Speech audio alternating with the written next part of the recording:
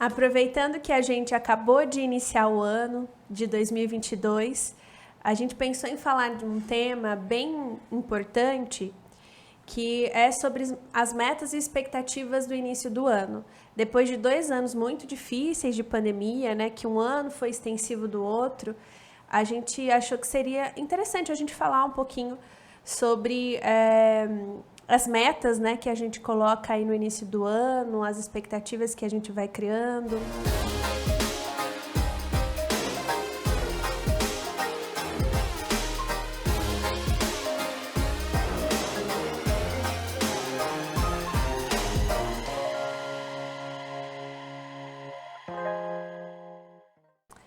E aí, o que vocês pensam? Sobre metas, expectativas, eu acho que é importante e humano, né? Acho que sem criar expectativas, sem criar metas, a gente não consegue evoluir, né? É investindo no outro e na gente mesmo que a gente vai sair daquele lugar que muitas vezes não é agradável. Então, acho que é humano, né? O que vocês pensam? Eu acho que janeiro é um mês que a maior parte das pessoas, né, vamos dizer assim, né, tem seus rituais lá de pula ondinha, faz pedido, faz uma revisão do ano anterior. Então, eu acho que esse exercício de parar para pensar sobre a própria vida, sobre o que se espera, quais são seus planos, o que mais te faz brilhar os olhos, eu acho que isso é muito importante, né, esse exercício de pensar mesmo. E isso, na verdade, é muito motivado por esse ritual que a gente tem enquanto sociedade, né? Porque o calendário, na verdade, ele é um marco para a gente poder pensar aí o início do ano, mas o ano, na verdade, é uma continuidade, né? Os dias são uma continuidade um do outro, mas que a gente adotou isso enquanto sociedade por uma forma de se organizar, né? Porque é sempre no começo do ano que a gente tem alguns marcos muito importantes aí para dar início a algumas coisas que a gente precisa fazer. Mas, de modo geral, realmente é só uma continuidade, né? Se a gente pensar bem, a grosso modo, é uma continuidade do que a gente estava vivendo.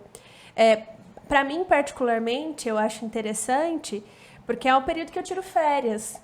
Então, as férias me ajudam a dar esse descanso para a mente, para começar a reorganizar algumas coisas que eu tenho interesse em fazer, organizar melhor o trabalho, enfim. Então, para mim, funciona porque tem uma pausa das férias. Mas se eu tivesse, talvez, trabalhando, talvez eu não sentiria tanto essa passagem de um ano para o outro. Eu acho que a passagem do ano novo, nessa reunião que a gente faz e celebração, cria planta uma semente ali de esperança, né? De que o ano que vai... Acho que até, principalmente agora, né? Que a gente passou por 2 anos bem difíceis, então acho que fica uma sementinha ali de esperança que é importante, né? Que a gente tenha. Que você mesma falou, né? Em relação à fantasia. A fantasia é uma coisa super importante que a gente tem ali na nossa vida psíquica, porque é com ela que a gente vai ir ao encontro daquilo que a gente deseja. Né? Então, sem expectativa alguma, a gente não faz nada, nem levantar da cama.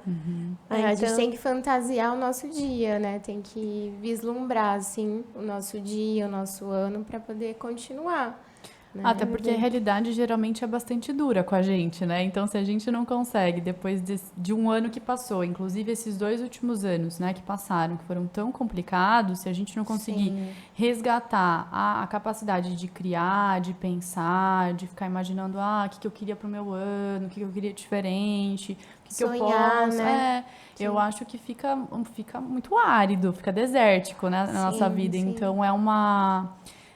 talvez até a gente falar um pouco dessa qualidade mental de conseguir fazer isso, né? Porque se a gente fica nessa coisa mecânica do dia a dia, que a vida nos exige, né? De só acordar, cumprir tabela, cumprir as coisas, e não conseguir trazer esse lado mais simbólico, né? De conseguir criar algo que a gente...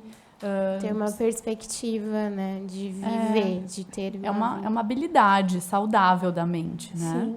Então, é importante isso que você está dizendo, porque eu acho que essa questão das metas e expectativas, elas têm 2 lados, né? Eu acho importante a gente falar desses 2 lados. né? O que Até a gente agora a gente falou do lado importante, né? do lado valioso, positivo, é. né? Que é você Sim. fantasiar, E humano, criar, né? e a parte humana disso. E o lado, talvez, que não é tão interessante, e isso é bom cada um ponderar em si mesmo, é o quanto essas metas e expectativas elas podem entrar num campo muito enrijecido, né? Em que aquilo é colocado como uma idealização, às vezes muito fora da realidade de cada um, e ao invés de trazer esperança, traz sofrimento e angústia. Isso. O que vocês pensam? É verdade.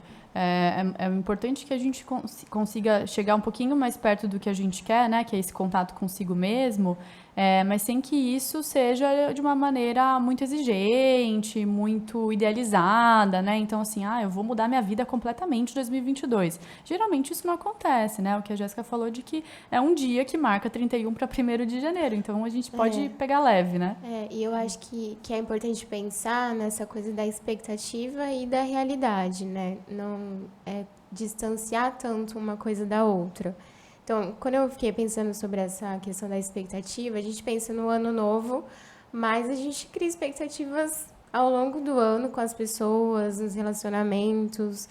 E eu fiquei pensando, por exemplo, se eu crio uma expectativa sobre alguém no meu relacionamento, mas eu não comunico aquela pessoa.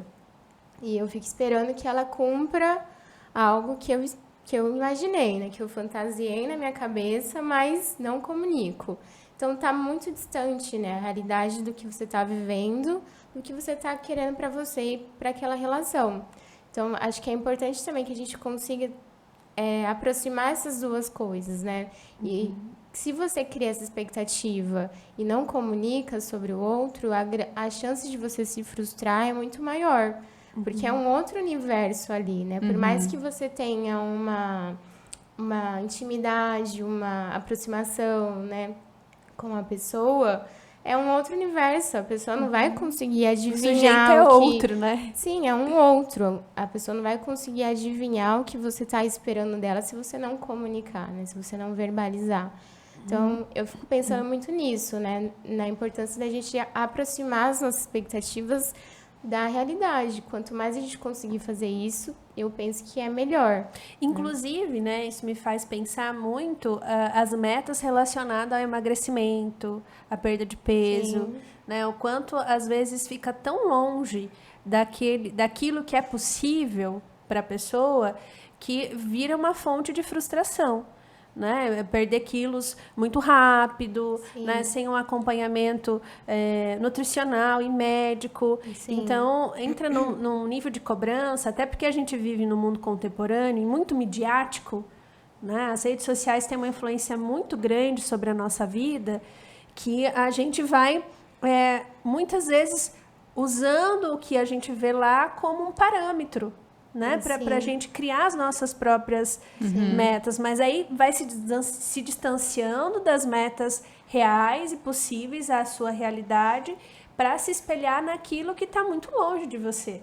Né? E aí vai mostrando que a pessoa está um pouco desconectada, né? Do que ela pode, do que ela consegue, do que é possível para ela, né? Então, acho que isso é um dado importante, né? Que eu possa sonhar, que eu possa, assim, pensar, que eu possa ter minhas inspirações de vida para o meu ano. Isso é isso que a gente estava falando. Isso tem muito valor, né? Mas que isso não traga sofrimento, que você não se sinta impotente, um fracassado, porque você não chegou nisso naquele ano, naquele mês, né? Seja lá qual for a meta. É não chegar numa onda da alta performance, que é tão atual hoje em dia, né, e que faz a gente cair nessa cobrança superegóica de estar sempre ali muito excelente em tudo que faz, né, e é muito difícil. Isso até me lembrou uma palestra do Veras, um psicanalista, acho que é baiano, que ele falava assim, que na vida não existe equilíbrio, existe equilibristas. Né? Eu achei muito boa assim, essa fala, porque ele vai dizendo que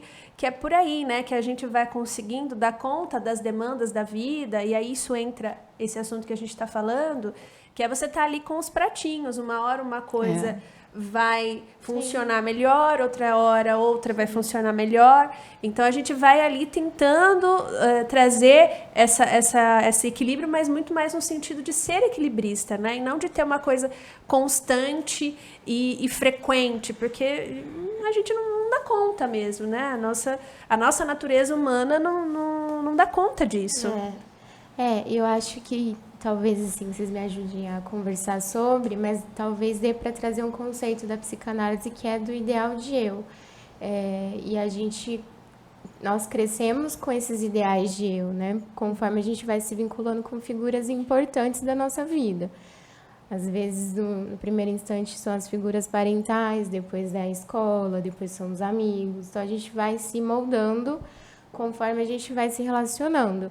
Porém, algumas pessoas têm esse ideal de eu mais rígido, né? E se foge muito desse norte, eles sofrem demais, né? Tem um sofrimento intenso ali, não tem espaço para falha, nem para o diferente do que foi planejado, né? E até mesmo para o autêntico, né? Sim. Porque aí você vai saindo da sua autenticidade, daquilo que é espontâneo, para entrar dentro dessa coisa rígida. Essa massa, né?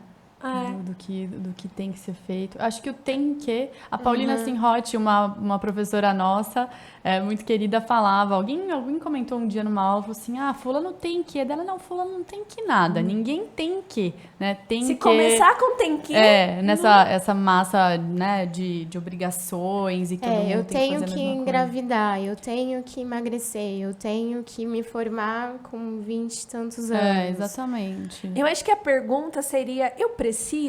Eu devo? quero. Eu quero?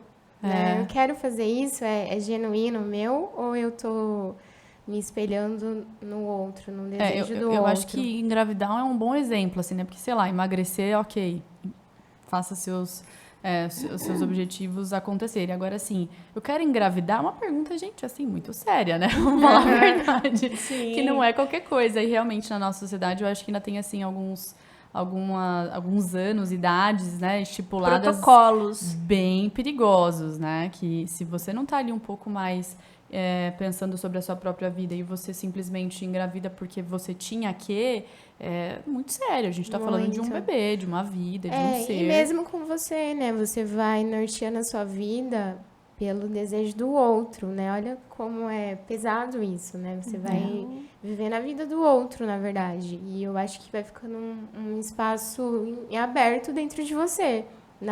Nenhum desejo seu é realmente cumprido, né? Satisfeito.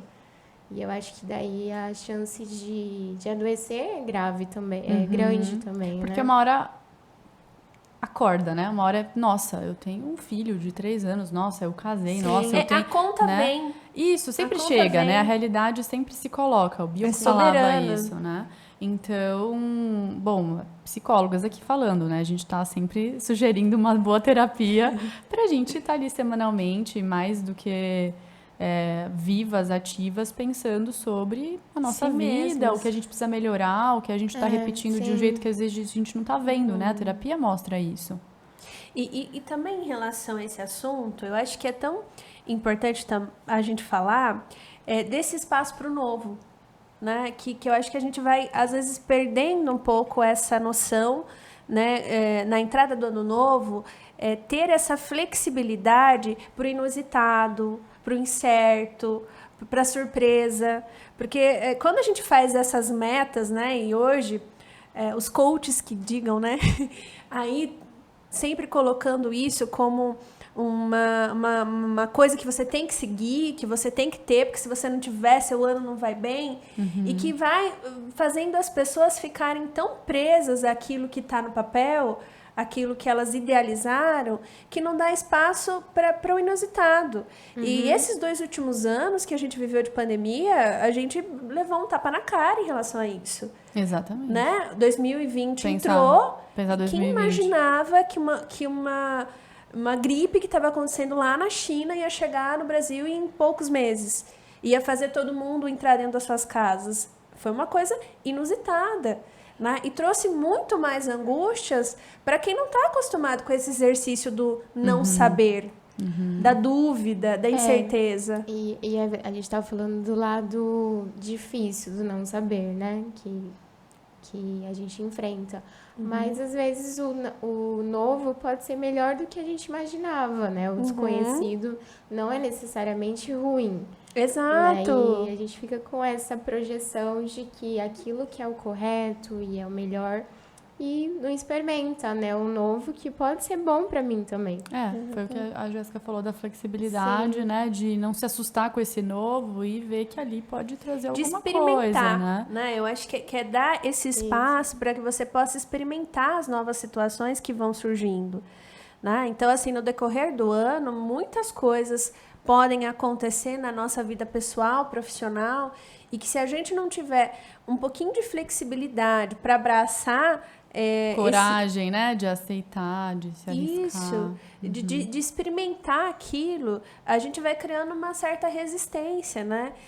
Fazendo uma metáfora, é que nem entrar na praia e querer nadar contra a onda, né? Se você for em sentido a onda, a chance de você não se afogar é muito mais fácil, né? Do que o contrário. Então, eu vejo assim que... Aí a gente pode até pensar também no que a gente chama hoje, tão popularmente, né? A tal da ansiedade, mas que para nós aqui, que estudamos psicanálise, é angústia, né?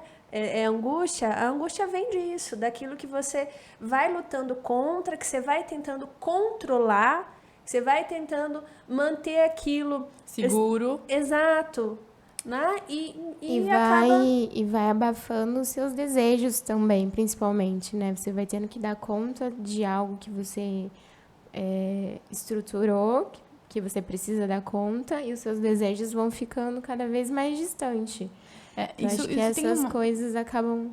Tem umas falas assim, né? Nossa, quando eu menos percebi, aconteceu tal coisa. Quando eu tava ali relaxado e nem queria que acontecesse tal coisa, aconteceu, né? São esses exemplos da vida se colocando Esse é um exemplo que você trouxe que me fez lembrar principalmente quem tá tentando gestar. É né? verdade. Muitas vezes a pessoa inicia um tratamento ali para conseguir engravidar e às vezes quando a ansiedade vai diminuindo em relação a isso, a angústia, né? Melhor dizendo, vai diminuindo, isso acontece de modo inesperado. Famílias que não podiam, né? Um casal que não podia ir engravidar, adota e de repente engravida de maneira natural, né? Isso é o inconsciente trabalhando, né? Exatamente. Essa é uma boa, uma feliz finalização, né? Da vida quando eu relaxo, quando eu confio, quando eu deixo a vida se encaminhar um pouco fora da minha ilusão de controle. Exato. Que as coisas acontecem, elas podem acontecer, podem ter fins felizes também. Sim, né? com O controle, certeza. a perda de controle não é só trágica, como Pelo a gente contrário, imagina, né? Ela é muito sadia, né? Quando a gente consegue abaixar um pouco o nível disso, a gente vai se surpreendendo de forma muito, muito positiva, né? Gente, eu queria só levantar um pontinho aqui para falar dos planos, das metas e o que a gente vê do outro, o outro muito feliz, o outro muito, a vida tá maravilhosa, a minha tá horrível, que é a nossa querida inveja, né? Tão sim. temida. Tem paciente que não gosta de falar, eu não quero falar esse nome, é muito feio, né? Eu acho que... Sete pecado capital. Pecado, né? Enfim, cada um com suas crenças, mas eu acho que esse tema a gente pode dar uma batidinha nele agora para ele ficar mais leve. Porque nas redes sociais corre esse espírito de que tá tudo perfeito e bom mesmo, né? Tá tudo controlado e feliz, tudo controlado, né? feliz. E quem atende adolescente, né, que tá mais antenado, a gente percebe como isso gera angústia no adolescente, né? Nos adultos também. É que os adolescentes são mais capturados, né? Por isso. Sim. Que estão mais... a geração do TikTok, né? Que é tudo muito rápido, enfim. Os adultos também, né? Sentem inveja e angústia por não estar vivendo aquilo que eles estão vendo na tela do computador. E os pacientes normalmente sentem esse receio, né, de comentar que estão sentindo inveja. Às vezes nem identificam, né? Eu acho que Que o é adolescente inveja. identifica que o fulano fez isso e eu não, né? O fulano passou no vestibular e eu não. O Não. adulto, ele já traz isso incorporado do, eu não consegui, eu não sou tão bom. E aí quando você vai vendo, mas é que fulano conseguiu, eu não, né? Então, eu acho que o adulto, ele esquece essa primeira parte. Da onde vem essa comparação, né? De onde vem esse Camufla. ideal? E de uma forma muito inconsciente também, né? Porque eu acho que a inveja, ela é um sentimento difícil de sentir, né? É muito incômodo. desconfortável. Então, nem sempre a gente consegue dar esse nome. Muitas vezes na análise, na psicoterapia, a gente leva um tempo para começar a assumir esse nome, para esse sentimento E tem esse desconfortável. peso de ser algo ruim mesmo, né? Como se você estivesse Os 7 pecados fazendo capitais, algo né? ruim e não pode falar, mas é humano, né? Assim como todos os outros sentimentos. E é tão importante falar disso, né? Pra gente poder entender o que tá por trás disso. E transformar, né? E Porque a transformar. inveja, bom, se você inveja tanto o carro, o cargo do outro, sei lá o que, você pode transformar isso talvez num plano para sua vida. Né? Aí você para de ficar tão vinculado à história do outro, e se você realmente quer tanto aquilo, né? Nossa, tem aquela história do Rodrigo Hilbert, foi muito boa. Quando ele construiu alguma coisa para Fernanda Lima, eu acho que era um altar, alguma coisa assim. E alguém falou assim, mas por que você quer uma igreja? Eu falei, verdade, né? Tá todo mundo falando, nossa, ele fez uma igreja. Eu não tenho marido que faz uma igreja. Mas por que você quer uma igreja? Você não ia querer aproveitar a igreja, né? E fica numa idealização que às vezes né, não é. Ou às vezes é mesmo, você quer muito aquilo, nem né? é do campo do seu desejo, mas que aquilo é tão glamourizado que você fica querendo também. Mas é um querer, assim, social e não um querer legítimo. Exato. É verdade. Tem uma autora, né, que é a Melanie Klein, que fala que a inveja é uma ambição desmedida. Então, você ambiciona sem saber se aquilo é verdadeiramente um desejo seu ou se é do outro, né? Só do outro, e você tá só invejando o que o outro tem e você não. Fazendo uma comparação. Então, eu acho que é por esse caminho mesmo, né? A importância da gente analisar e pensar se eu quero isso ou se eu tô só falando, nossa, aquela pessoa tem e eu não. E eu fico fazendo sempre essa comparação e deixando a minha vida de lado, né? Deixando o que eu realmente quero de lado. E eu acho que é interessante também a gente esclarecer a diferença da inveja e dos ciúmes, porque é uma confusão bem grande em relação a esses dois afetos, né? Sim. Que é importante a gente falar. Então, assim, a inveja, ela sempre envolve uma relação dual. É eu e um outro. E eu almejo, desejo aquilo que eu imagino que aquela pessoa tem e que eu não tenho. E o ciúmes, ele tem a ver com uma relação tríade, quando envolve 3 pessoas, né? Então, é você, uma pessoa que você ama, e uma outra que compete por esse amor. Então, tem essa diferença desses dois afetos que são próximos, mas são diferentes. Né? Então, às vezes a gente fala, tô com ciúmes de fulano. Não, mas às vezes é a inveja que você está sentindo, não é ciúmes, né?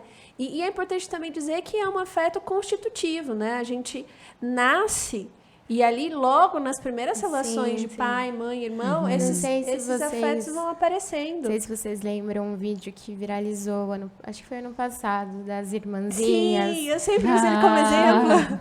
Que uma estava fazendo aniversário e aí quando ela foi apagar a vela do bolo, a outra apagou na hora. E aí brigaram, né? Então dá pra ver como na primeira infância, né, na idade inicial ali, já sente inveja. Né? Como ela queria também, assim, a gente supõe, né? A gente não conhece a família, mas a gente supõe que a irmã queria também ser privilegiada naquela a carinha situação. dela, né? Que ela faz uma carinha assim de exclusão, excluída. Não sou holofote. Isso, de querer ser a exclusiva daquela situação, né? Então, ali a gente vê de uma maneira muito precisa e simbólica esse afeto, que ali a gente ri, né? Mas quando é com a gente, ninguém quer falar. Não, Todo mundo fica Sim, Não, eu não tenho inveja. sim. E é um sentimento realmente muito incômodo, né?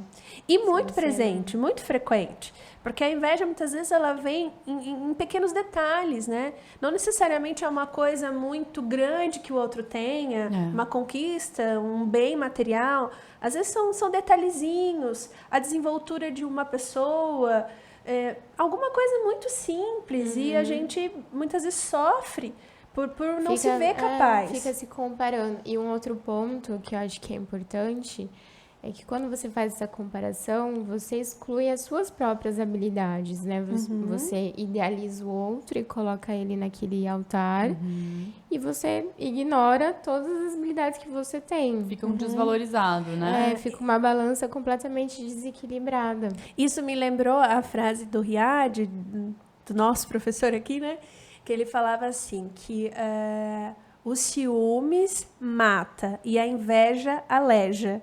Então, acho que tem muito a ver com isso que você está dizendo, né? A gente vai ficando desprovido da nossa condição de conquista, enfim, de fazer alguma coisa pela gente mesmo, né? Sim, sim. Eu acho que são vários temas aí em volta das metas, né? Expectativas que dá pra gente pensar com muito cuidado, né? Tem os dois lados, como tudo na vida. Em um ano, e aí mais 12 meses pra gente pensar sobre essas metas, né? Sobre o nosso ano. O que a gente não pode perder de vista, né, em relação a isso, é a gente saber sempre ponderar aquilo que a gente está criando enquanto meta, enquanto expectativa, né? Então, tem muitas pessoas que colocam isso de um modo prático, pesquisando mesmo sobre esse assunto na internet. Você cai lá no YouTube e aparece centenas de vídeos ensinando você a fazer meta de um jeito, cumprir suas metas e tal. E tudo muito assim, engessado e padronizado. Daí eu acho que isso é um cuidado que a gente precisa ter de não cair nessa ideia padronizada de como as coisas acontecem, porque cada um é um. Né? Eu acho que a premissa da psicanálise é muito essa, da gente pensar a singularidade de nós enquanto sujeito, para que a gente realmente esteja cada vez mais conectado de fato, com quem a gente é. Isso é muito bonito, né? Muito importante. Bom, então, assim, pensando sobre esse assunto aí, e vocês, fizeram metas? Não coloquei num papel, né? Acho que ficou meio mental, assim, algumas coisas que eu quero para esse ano. Acho que o podcast é uma das coisas que tá nos sonhos aí para esse ano. Acho que sim, tem metas, tem expectativas, né, que dê certo. A gente tá investindo aqui também. Mas nada que eu tenha colocado num papel e tô riscando, né? Nada protocolar, né? Acho que não. Nada nesse sentido.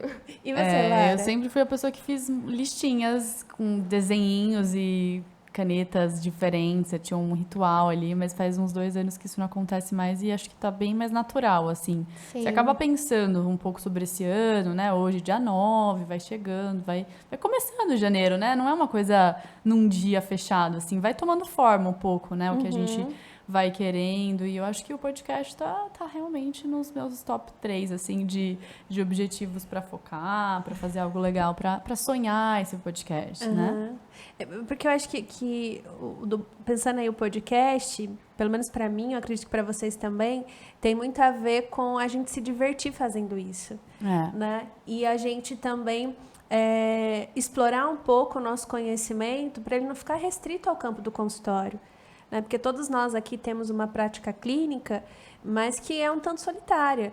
E quando a gente está aqui sentada conversando, gravando, jogando isso pro mundo... É muito legal, né? A gente trocar essas figurinhas, né? E eu acho que é isso. Às vezes a gente pensa que a psicanálise é essa coisa complexa, mas é isso também. É a vida, isso né? Que a gente está conversando aqui é psicanálise. É nisso que a gente trabalha no consultório, né? Não é a teoria, ela, claro que traz com outras questões, mas é isso. Então a gente está mais aqui causada por um desejo, né? De brincar, de se divertir, mas também de falar de coisa séria. E eu, particularmente, também não fiz nada estruturado enquanto meta, mas eu tô cheia de expectativas para esse ano, né? Esperando aí que essa pandemia dê uma aliviada, que a gente realmente possa voltar com todas as atividades presenciais. Que seja um ano mais tranquilo também, mais né? leve, mais né? leve, que a gente consiga respirar, né? Eu tô sentindo falta do cafezinho, sabe? Nos corredores, assim. Abraçar, das nossas né? formações. Sem medo. Das nossas formações, Acho que né? eu tenho uma expectativa de abraçar as pessoas. Sem o receio, né? Se o outro vai te receber bem. Então, assim, acho que a minha maior expectativa para esse ano é poder fazer isso acontecer. E também, né, aí já pensando um pouco no final do ano, que tem um congresso aí no exterior para acontecer, que eu tô morrendo de vontade de ir. Uma Então, boa. se, né, a pandemia nos der essa trégua, isso também vai ser uma coisa bem interessante da gente fazer. Sim. Então a gente deseja para vocês todos muitos sonhos, né? Que a gente continue mais sonhando. expectativas e menos metas. Isso. É isso, pessoal. Até o próximo episódio. Até o próximo.